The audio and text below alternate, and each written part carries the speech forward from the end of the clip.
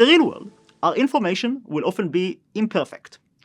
For instance, we might only have a piece of evidence that is based on a non-ideal experiment, or maybe we even found a contradiction between two experiments. What can we do? Should we disregard such information? Well, no.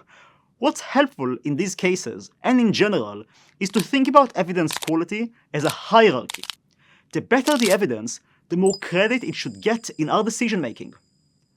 Adopting this approach helps us see that an imperfect experiment is often much better than no experiment at all, and there are degrees of imperfection.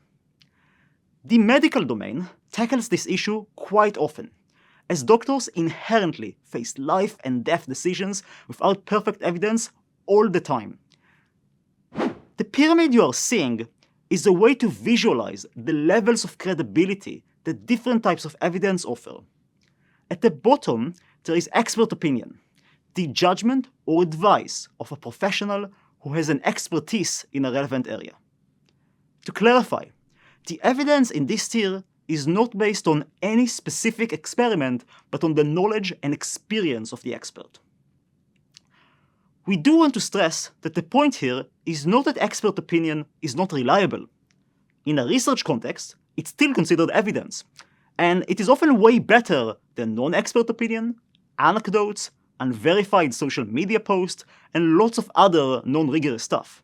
In fact, it's the best source of information when there isn't direct experimental evidence and will rely on experts heavily from lesson 5 onward. However, treating evidence as a hierarchy helps clarify that when there is credible direct experimental evidence, we should by and large weight more in our decision-making. Such a weighing principle could be extremely helpful if, for example, there is a contradiction between evidence. RCTs are very high up in the pyramid because of the properties we described in the previous units.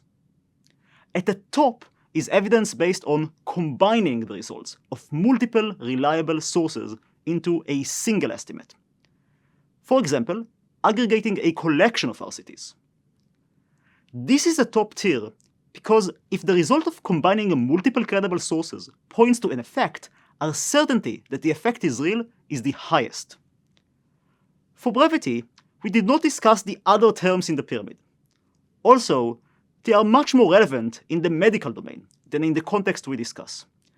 We encourage you to search for these terms if you'd like to dive deeper. What matters for our purposes is the general principle of thinking about evidence as a hierarchy, giving greater weight to more thoroughly researched evidence.